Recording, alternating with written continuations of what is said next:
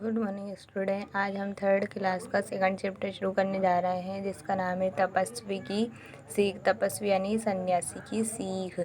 एक राजा था, उसका एक लड़का था। यानी एक राजा था और उसका एक लड़का था। वह बड़ा दुष्ट था। यानी दुष्ट यानी कहता है बुरा। यानी वह उसका एक बेटा था और वह बहुत बुरा यानी दुष्ट यानी कहता है बुरा था। वह प्रजा को बहुत तंग किया करता था। यानी उनके महल में, राजा के महल में जितनी भी प्रजा रहा करती थी उन्हें बहुत तंग यानी परेशान किया करता था। एक बार राजा अपने महल के झरोखे में बैठा था। उसने एक तपस्वी को देखा।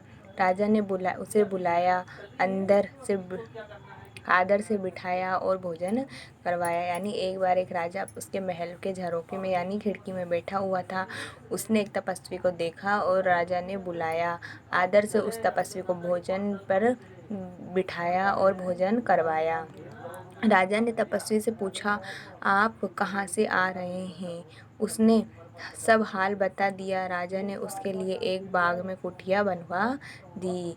यानी उसने क्या करा है, एक उसके बाग में ही उसके लिए बनाने के लिए कुटिया यानी घर, छोटी सी झोपड़ी बनवा दी। तपस्वी वहाँ रहने लगा। कुछ दिन रहने के बाद वह वहाँ से जाने लगा। तो राजा ने कहा, आप यहीं रहें, आपको कहीं न जाने की आवश्यकता नहीं है। यानी वो वहीं रहने लग गया था। फिर थोड़े दिन बाद वो क्या करा, जाने लगा दूसरी जगह। तो उसको राजा ने बोला कि आपको कहीं जाने की आवश्यकता नहीं है। तपस्वी वहाँ रहने लगा। राजा प्रतिदिन तपस्वी की सेवा करने जाता। यानी वह तपस्वी वहीं रहता था। तपस्वी यानी सन्यासी वहीं रहता था और राजा उसकी रोज़ प्रतिदिन तपस्वी की सेवा करने जाता था। यानी प्रतिदिन यानी रोज़ रोज़ उसकी सेवा करने के लिए जाता था। किसकी? सन्यासी की यानी तपस्वी की।